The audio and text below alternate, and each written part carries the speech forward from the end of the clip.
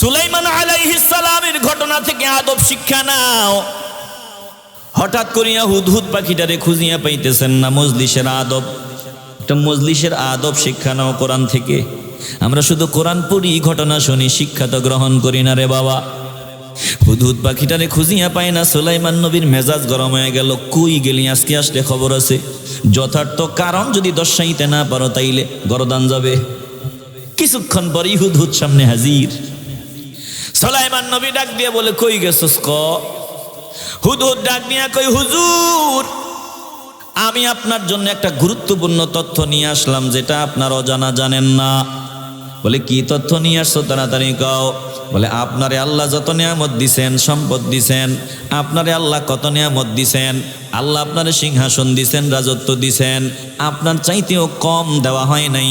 সাহাবা উপত্যকায় রানী বিলকিসকে আল্লাহ অনেক নিয়ামত দিছেন। সৌন্দর্যের অভাব নাই, টাকা পয়সার অভাব নাই, নাজ নিয়ামতের অভাব নাই, অঢেল নিয়ামত আমার আল্লাহ দান করেছেন। কিন্তু এত নিয়ামত পাইয়া আফসুস লাগে মাওলারে চিনে না। এত নিয়ামত পাইয়া মাওলার নাফরমানির খাতায় নাম, নিয়ামত পাইয়া নাশকরির খাতায় নাম। এরে বাবা, যত নিয়ামত কিছুই তোমার না রে বাবা। তুমি কামলা, জমিনে কিছুদিন কামলাগারি দিবা, সাপ্লাই দিবা, মানুষের কামলাগিরি দিবা। তুমি মরার পর আরেকজন এখানে আসিয়া কাজ শুরু করবে, ড্রাইভারি শুরু করবে, তুমিও বিদায় নিবা, আরেকজন আসবে রে বাবা।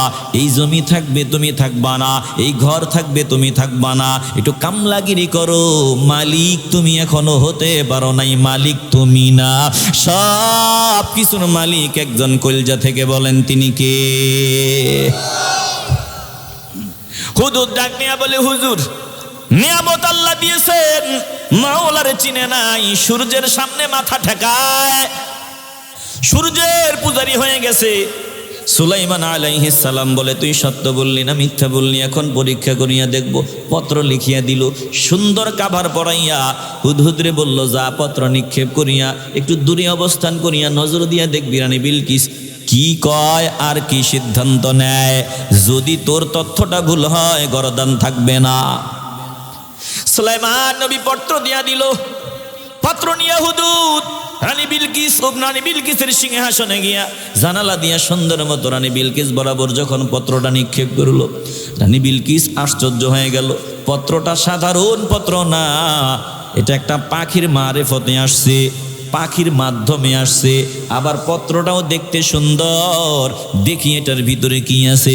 খুলিয়া তেলাওয়াত করা শুরু করিয়া দেয়, ইন্নাহু মিন সুলাইমান ওয়া ইন্নাহু বিসমিল্লাহির রহমানির রহিম আল্লাহ তা'আলু আলাইয়া ওয়া আতুনি মুসলিমিন।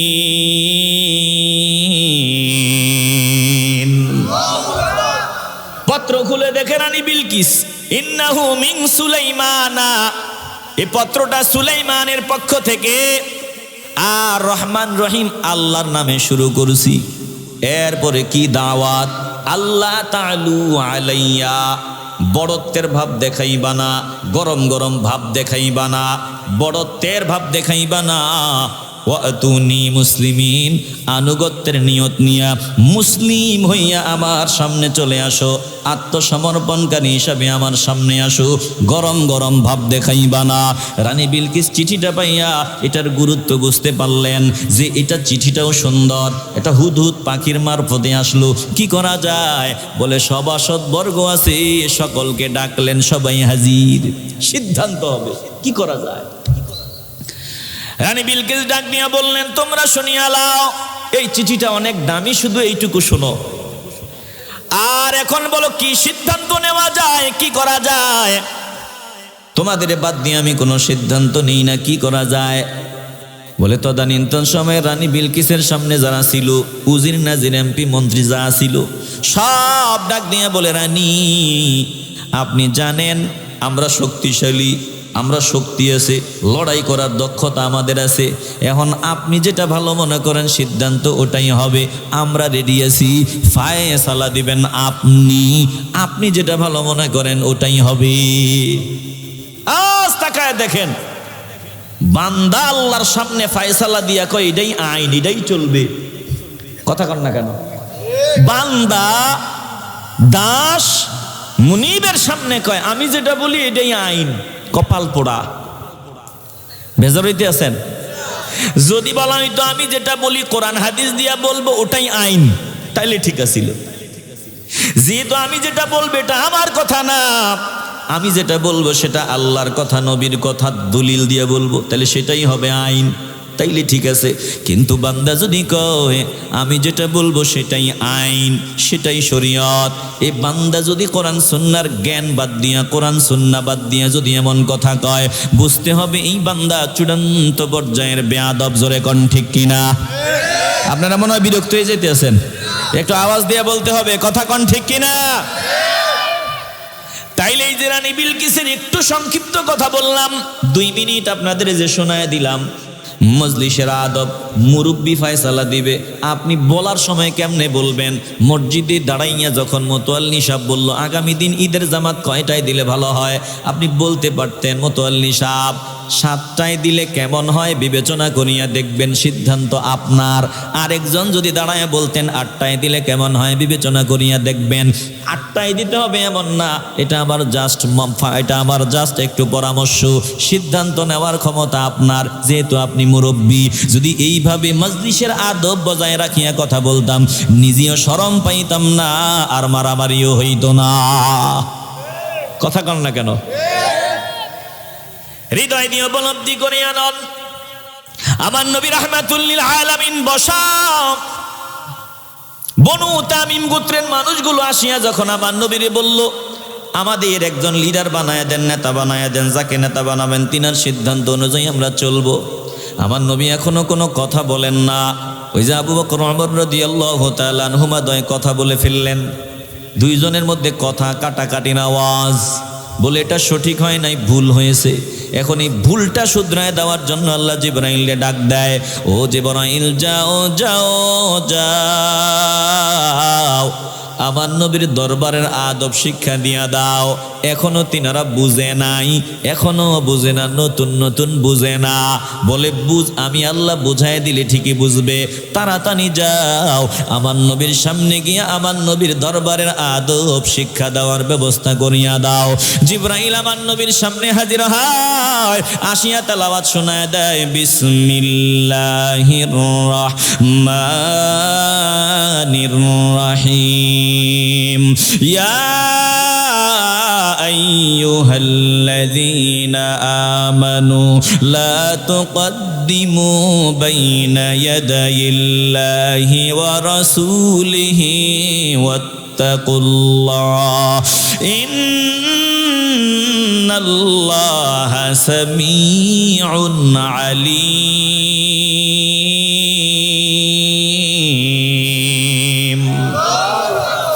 হৃদয় দিয়ে উপলব্ধি করিয়া নেন। আল্লাহ ডাক দিয়া বলেন, ও ইমানদারের দল, ব্যাপারটা কি? ঘটনা ঘটলো আমার নবীর দরবারে। হৃদয় দিয়ে উপলব্ধি করিয়া লান, ঘটনা ঘটলো আমার নবীর দরবারের ঘটনা। সাহাবায়ে কেরাম ওখানে বসা, বনি তামিম গোত্রের মানুষ আসলো, একজনরে আমির বানায় দিবে, নবী ফয়সালা দিয়ে দিবে। ঘটনা তো নবীর দরবারে। আল্লাহ আবু বকর ওমর রাদিয়াল্লাহু তাআলা আনহুমা তিনাদেরকে ডাকবেন, কারণ ঘটনা ওনাদের কেন্দ্রিক। কিন্তু না না না, আল্লাহ কিয়ামত পর্যন্ত যত বান্দা বলবে আমি ইমানদার, সব বান্দাদের ডাক দিছেন। এরে বাবা, দিল দিয়া মহব্বতের আওয়াজ দিয়া বলবেন আমরা ইমানওয়ালা। বলেন আমরা কি? আসতে বলবেন না, আমরা কি? ইমানওয়ালা, আমরা ইমানদার। যেই বান্দা দাবি করবে আমি ইমানদার, ওই বান্দাকে আমার আল্লাহ ডাক দিছেন।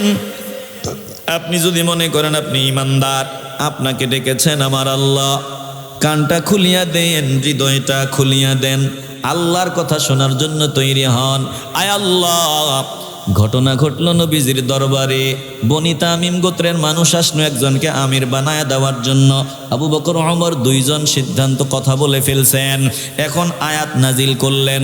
ঘটনা তো নবীর দরবারে আমগরে সুদ্দা ডাকলেন কেন, আমাদেরকে সহ কেন ডাকলেন? আল্লাহ বুঝায়া দেয়, ও ইমানদারের দল, ঘটনা যদিও নবীর দরবারে, আমার নবী চিরদিন তোমাদের চোখের সামনে থাকবে না। আমার নবী দিনের দাওয়াত দিয়া বুঝাইয়া তোমাদের থেকে পর্দার আড়ালে চলিয়া যাবেন। আমার নবী পর্দার আড়ালে চলিয়া যাওয়ার পর এই কোরআন শুধু মদিনায় সীমাবদ্ধ থাকবে না, এই কোরআন সারা দুনিয়ার রন্ধ্রে রন্ধ্রে ছড়ায়া ছিটায়া যাবে। আমার নবীর প্রেসক্রিপশন, আমার প্রেসক্রিপশন, নবীর মাধ্যমে আমি যেটা দিলাম এটা কিয়ামত পর্যন্ত থাকবে। বলে কিয়ামত হয়ে গেল এই কোরআন ধ্বংস হবে না রে বাবা। দিল দিয়ে অনুধাবন করিয়া লন। আল্লাহ ডাক নিয়া বলেন, দুনিয়ার মানুষ শুনিয়া লাও, আমার নবীর ওয়ারিসগণ যারা হবেন, ইলমের ধারক বাহক যারা হবেন, তিনাদের দরবারেও ঠিক তোরা এইরকম আদব বজায় রাখিয়া চলবি। এজন্য আমি আল্লাহ ঘটনা ঘটছে নবীর দরবারে তোদের সহ ডাক দিলাম।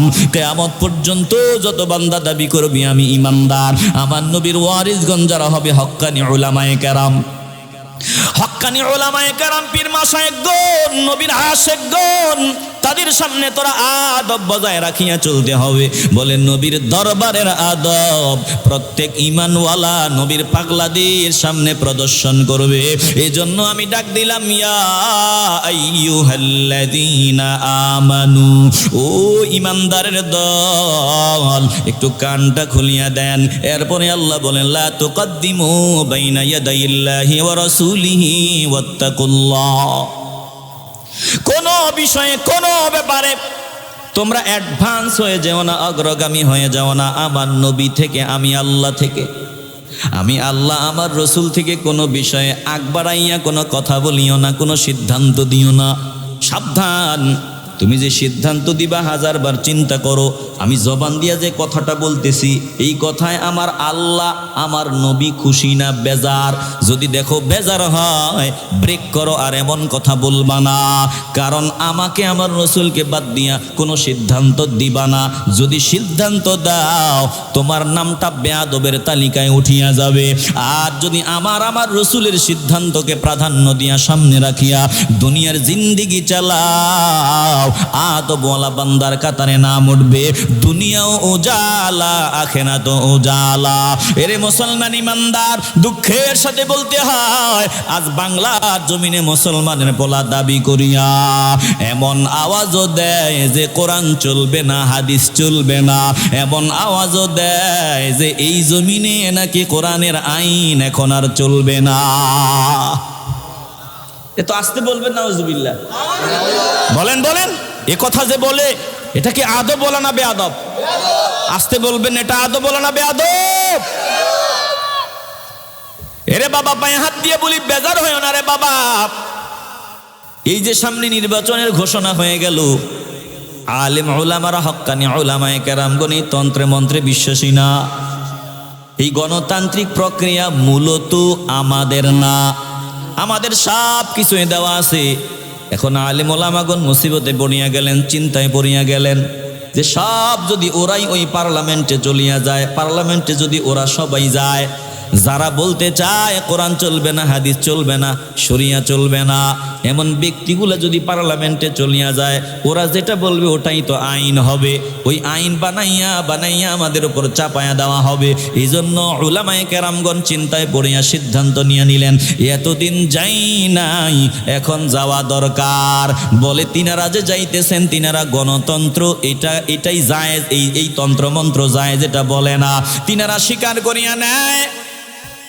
বর্তমানে যারা নির্বাচনে যাইতেছে দুই দল, আমি আপনাদের সাবধান করিয়া দিয়া গেলাম, দুই দল রে বাবা, মূলত দুই দল। এক দল প্রচলিত এই গণতন্ত্র, প্রচলিত গণতন্ত্রটা মনে প্রাণে মানে না, ঘৃণা করে। আরেক দল এমন আছে বলে এটাই হ্যাঁ, এই গণতন্ত্রই ঠিক আছে, এইটাই ঠিক আছে। যারা এমনটা চিন্তা করবে যদি কেউ করে, এটা বাতিল, পথভ্রষ্ট, গোমরা। যেই বান্দা বলবে এই তন্ত্রমন্ত্র জায়েজ নাই, তো হুজুর আপনি গেলেন কেন এই নির্বাচনে, আপনি গেলেন কেন? যিনি বলবেন শুনিয়ালরে বাবা, যদি না যাই চিন্তায় পড়িয়া গেলাম, যদি না যাই ওরা যেটা বলে ওটাই তো আইন হবে, বাধা দেওয়ার কেউ থাকবে না। এই জন্য চিন্তা করলাম যে যাওয়া দরকার, গিয়া অন্তত সামনে দাঁড়াইয়া ইমানের হুঙ্কার দিব। ওরা যখন ইসলাম বিরোধী কোনো কিছু করতে চাইবে বাধা দিব, বন্ধ করব। এজন্য তাকায় দেখো রে বাবা, ইসলামের বিরুদ্ধে যখন বই পুস্তক রচনা করা হয়, আমাদের মুরব্বীরা ওখানে গিয়ে ইমানের হুঙ্কার দিল, বলে ওই বাতিল গোমরাহি যেগুলো বইয়ের মধ্যে ঢুকাইছে বাতিল করে দেওয়া হলো। বলে যাওয়ার ফলে আমাদের কল্যাণ হয়, অকল্যাণ হয় না। এখন প্রশ্ন হলো এই তন্ত্র মন্ত্র তিনারা মনে প্রাণে মানেন কিনা? খবর নিয়ে দেখো, বলবেন না না না এই তন্ত্র মন্ত্র হারাম, আগেও বলছি এখনো বলি, তো গেলেন কেন? জবাবটা শুনিয়া লাও। এমন জায়গায় আসো যেই জায়গায় হারাম ছাড়া কোনো খাবার নাই, হারাম ছাড়া কোনো পানীয় নাই। এখন জীবন বাঁচাবার জন্য কিছুই করার নাই। জীবন বাঁচাবার তাগিদে ইসলাম অনুমতি দিছে একটু হারাম জিব্বায় নেওয়া যায়, জীবন বাঁচাবার তাগিদে, জীবন বাঁচাবার জন্য একটু নেওয়া যায়। এটা হলো একটা বিষয়, যেহেতু মুসিবত, কিচ্ছু করার নাই, কিছুই করার নাই, জীবন বাঁচাবার জন্য নেওয়া যায়। তবে হারামটাকে হারাম মনে করিয়া নিলে অসুবিধা নাই। কিন্তু যখন তুমি ভোট্টারে বলবা জিহাদ, তুমি বয়ানের মধ্যে যখন বলবা ১৫০০ বছর আগে আল্লাহ নবী তরবারির জিহাদ করছেন, এখন আর তরবারির জিহাদ নাই, এখন ভোটের মাধ্যমে জিহাদ। তুমি যখন বলবা ভোট দিলে জান্নাতের টিকিট, তুমি যখন বলবা অমুক দলে ভোট দিলে জাহান্নামী, তমুক দলে ভোট দিলে জাহান্নামী, তখন বলবো যে তুমি ভেজাল, তুমি ২ নাম্বার, তুমি ভুয়া, তুমি ভণ্ড। কথা কোন ঠিক কিনা? বেজার হইতেছেন আপনারা? এরে বাবা রাগ করিও না, অনুরোধ করিয়া বলিয়া যাই, সাবধান, ইমানটাকে বাঁচাও, ইমানটাকে বাঁচাও। এই ক্ষমতার জন্য একদল কিন্তু ইমান বিক্রি করিয়া দিয়া বেঈমান হয়, আরেক দল বান্দা মুসিবতে পড়িয়া যায়। যেমন আমার হুসাইন রাদিয়াল্লাহু তাআলা আনহু মুসিবতে পড়িয়া গেছেন, যাইতে চান নাই কিন্তু যাওয়া লাগছে। এমন হুসাইনি মুসলমান জমিনে আছে যাইতে চায় না এই রাস্তায়, কিন্তু মুসিবতে পড়ে যাওয়া লাগছে। এখন যাওয়ার কারণে গালি দিও না রে বাবা, যাওয়ার কারণে বাজে মন্তব্য করিও না। আগে দেখো হুজুর আপনি এটা মনে প্রাণে মানেন নাকি? বলবে না মানি না। গেলেন কেন? বলে মুসিবতে পড়ে আসতে বাধ্য হয়েছি। হৃদয় দিয়ে উপলব্ধি করো। এমন না, এমন কথা যারা বলে এটা মাইনাস, ডিলেট, তালাক, এমন কথা যারাই বলবে, যে বলবে ভোট জিহাদ, যে বলবে আমাকে ভোট দিলে জান্নাতি, যে বলে অমুক দলে ভোট দিলে কাফের, এমন কথা যারা বলবে ভোট দিলে জান্নাতি হবে এই সেই, আমরা বলবো ভেজাল ভেজাল ভেজাল। কথা কোন ঠিক কিনা? তোমাদের ব্যাপারে তোমরা কত ভাবে জায়েজ বানাইতে চাও, সঠিক বলছি, ঠিক বলছি, অথচ আমাদের মুরব্বীরা যদি কয় অ্যালার্জি বাড়িয়ে যায়।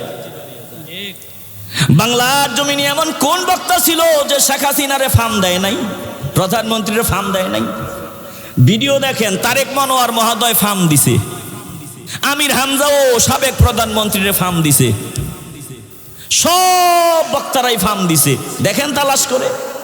আমগো মুরব্বী একজনে কইছে আপনি এতগুলো মসজিদ বানাইছেন জান্নাতি নবীর হাদিস অনুযায়ী, দুনিয়ার সব দালালের তকমা ওনার মাথায় উঠে দিছে। কথা কন না কেন? আরে তোরা দিছ যেই নিয়তে, উনিও তো বলছে ওই নিয়তে।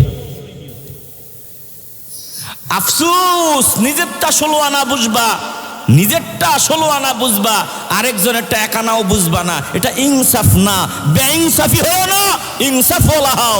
ইনসাফওয়ালাদের ভালোবাসেন কে? আসতে বলবেন না, জবান খুলে বলেন। ইন্নাল্লাহ ইউহিব্বুল মুকসিতিন।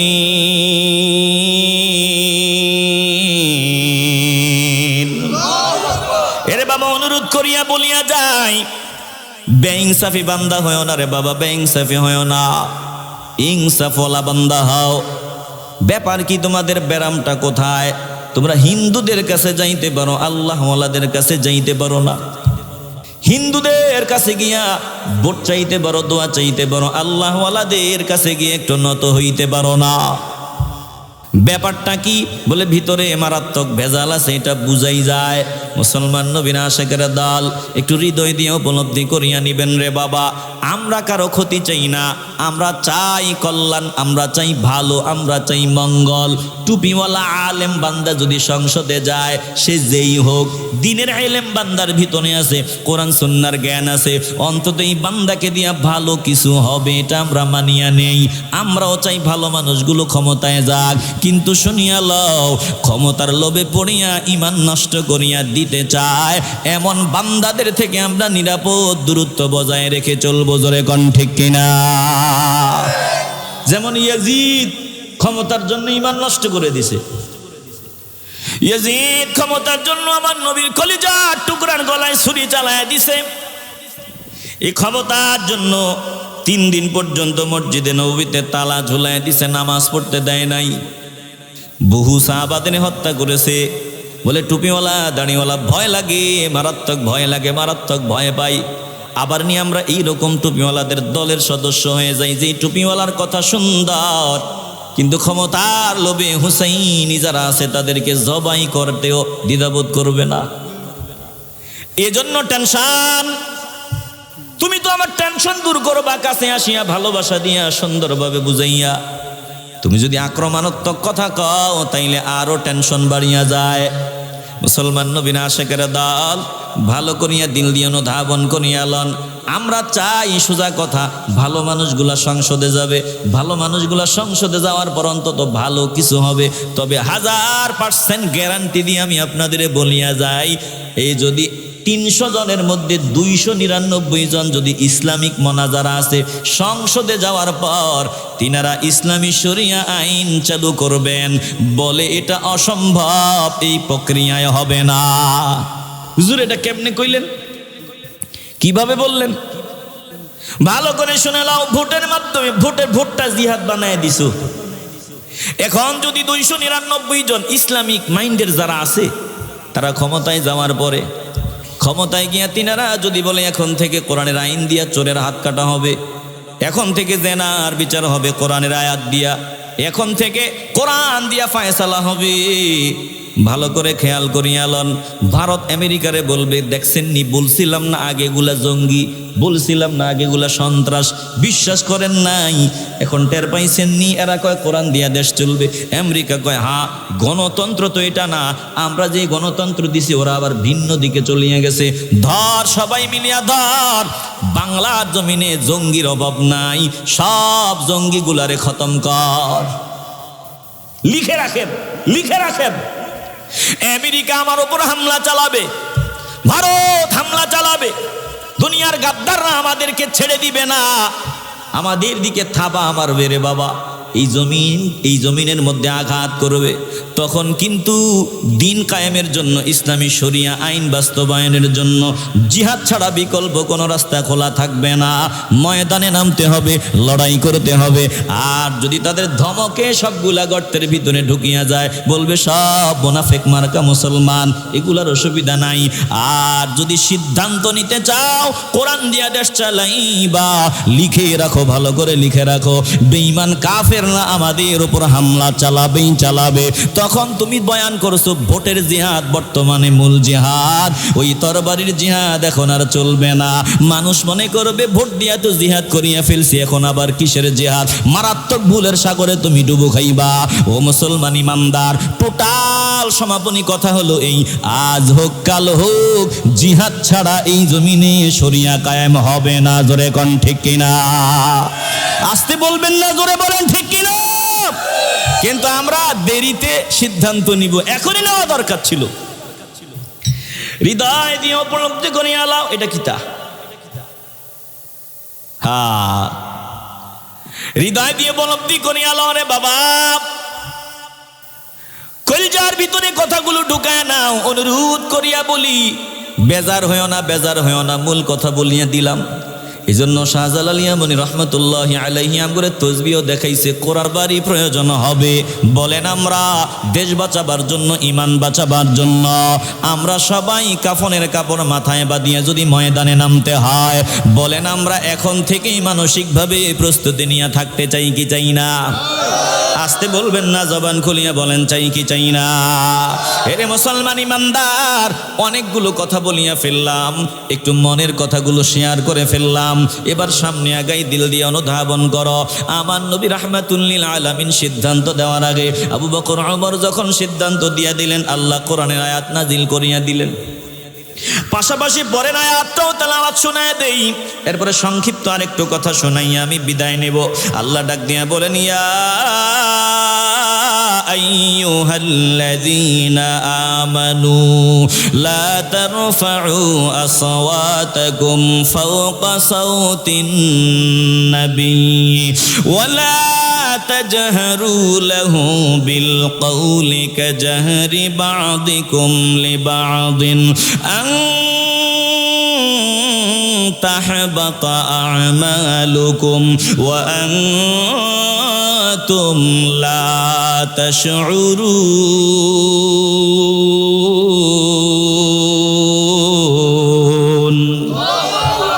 জিবরাইল এসে আয়াতগুলো শোনায় দিলেন, ও ইমানদারের দল, লা তারফাউ আসওয়াতাকুম ফাওকা সাওতিন নবী, তোমরা আমার নবীর কণ্ঠ মোবারকের আওয়াজের উপরে তোমাদের আওয়াজকে কোনোভাবেই উঁচু করবা না, উঁচু যাতে না হয়। ওয়ালা তাজহারু লাহু বিল কওলি কাজহারি বা'দিকুম লিবা'দিন, নবীর সামনে এমন আওয়াজে কথা বলবা না, বন্ধু বন্ধুর সাথে যেমন আওয়াজে কথা বলো, একজন আরেকজনের সাথে যেই ভাষায় কথা বলো, যেই আওয়াজে যেই ভঙ্গিমায় কথা কাও, আমার নবীর দরবারে আসিয়া এমন আওয়াজে কথা বলিও না। এ মুসলমান ইমানদার, তুমি হক্কানি একজন উলামার সামনে গেছো, হক্কানি পীর মাশায়েখগণের সামনে গেছো, সাবধান, কণ্ঠের আওয়াজ মোটা করিয়া কথা বলবা না, বেয়াদবি। আল্লাহ ডাক নিয়া বলেন, যদি আমার নবীর সামনে সাধারণ মানুষের সাথে যেমনে কথা কাও, এমনে আওয়াজ দিয়া কথা কাও, জিন্দিগির আমল বাতিল হয়ে যাবে, তুমি টেরও পাবা না। আন তাহবাতা আমালুকুম ওয়া আনতুম লা তাশউরুন।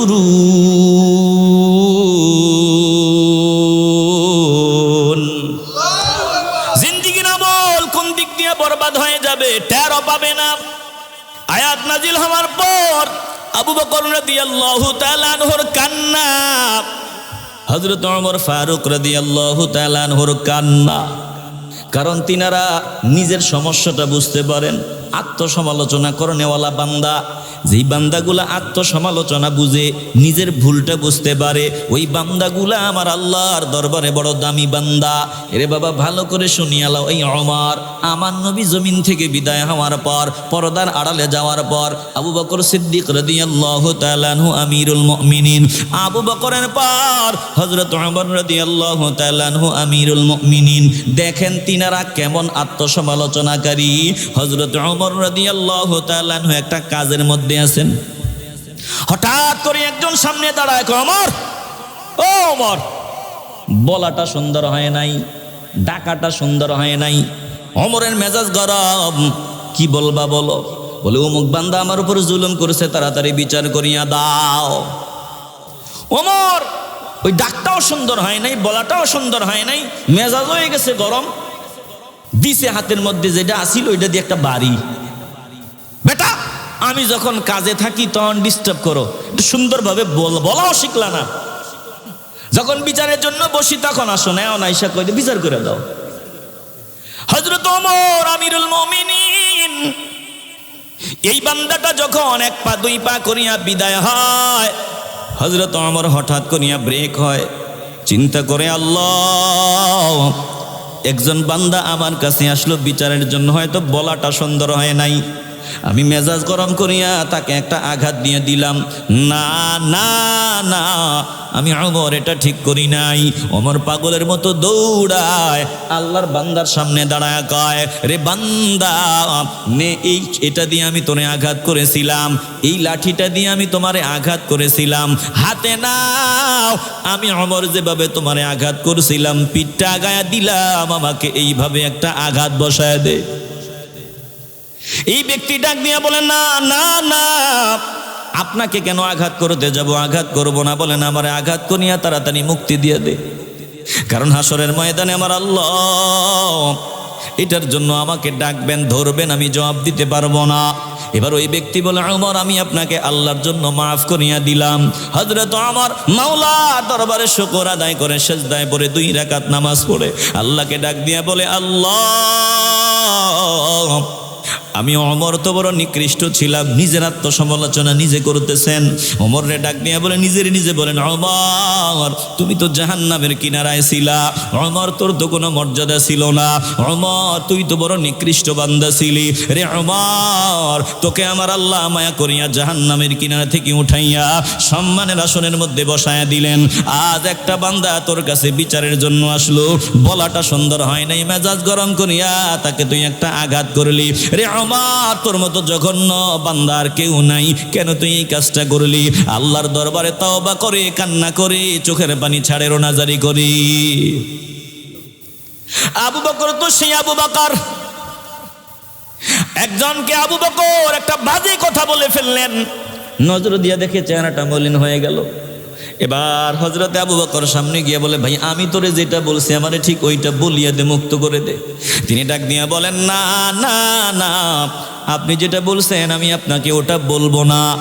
এবার আবু বকর আল্লাহর নবীর সামনে গিয়ে হাজির হয়, ডাক দিয়া বলে, ইয়া রাসূলুল্লাহ অমুক বান্দার বিরুদ্ধে আপনার দরবারি অভিযোগ। এবার রাবিয়া আসলামী তিনার গোত্রের লোকগুলা ডাক দিয়ে বলে, ব্যাপারটা কি? তিনি নিজে অন্যায় করেছেন, আবার নিজে নবীর দরবারে গিয়ে তোমার বিরুদ্ধে অভিযোগ দিছেন। আবু বকর ডাক দিয়া, রাবিয়া আসলামী ডাক দিয়া বলে, চিনো না আবু বকরকে তোমরা চিনো না? আবু বকর আমাকে একটা বাজে কথা বলছে, আমি না বলি, আমাকে বলার জন্য বলছে, আমি না বলাতে নবীর কাছে গেছে, কি বিচার দিছে এটা তোমরা বুঝবা না। আবু বকরকে আমি চিনি, যদি তিনি আমার উপর বেজার হন আমি রাবিয়া আসলামের ধ্বংস। এবার তিনি আল্লাহর নবীর দরবারে হাজির। আল্লাহর নবী ডাক দিয়া বলে, ব্যাপার কি? আবু বকরের সাথে তোমার কি হয়েছে? এবার তিনি ডাক দিয়া বলেন, ইয়া রাসূলুল্লাহ তিনি আমার একটা কথা বলছেন, আমি একটু বেজার হয়ে গেছি, এখন আমি সেম কথা ওনাকে বলার জন্য বারবার বলতেছে, বললাম না কেন, এজন্য আপনার দরবারে আমার বিরুদ্ধে অভিযোগ। এবার আল্লাহ নবী বললেন, তুমি বলিয়া দাও আবু বকর, আমি তোমাকে আল্লাহর সন্তুষ্টির লক্ষ্যে মাফ করিয়া দিলাম। তিনি যখন এই কথা বলেন, আবু বকর চোখের পানি ছাড়িয়া মাওলার দরবারে শুকরিয়া আদায় করেন। ইনারা হলেন এমনই মানুষ, জোরে কোন আল্লাহু আকবার। আয়াত নাজিল হওয়ার পর কান্না। আবু বকর সিদ্দিক রাদিয়াল্লাহু তাআলা আনহু চোখের পানি ছেড়ে কান্না আরম্ভ করিয়া দিলেন। হযরত ওমরও কান্না শুরু করিয়া দিলেন। আল্লাহর নবীর দরবারে দাঁড়াইয়া ক্ষমা চাই, মাপ চাইয়া, রাসূলুল্লাহ জীবনে আর আমাদের দ্বারা এমন ভুল হবে না, মারাত্মক ভুল হয়ে গেছে, তওবা করলাম, ক্ষমা চাইলাম, আমার আল্লাহ মাফ করিয়া দিলেন। বলেন না জানা বশত হইছে, অসুবিধা নাই, তওবাকারীকে আমার আল্লাহ পছন্দ করেন, ভালোবাসেন।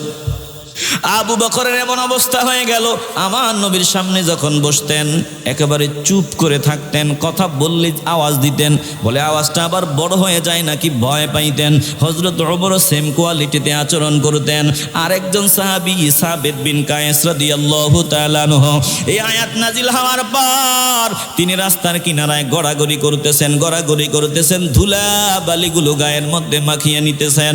একজন সাহাবী ডাক দিয়ে বলে, রে সাবিত বিন কায়েস, ব্যাপার কি? তুমি রাস্তার মধ্যে বালুর মধ্যে গড়াগড়ি করতেছো কেন?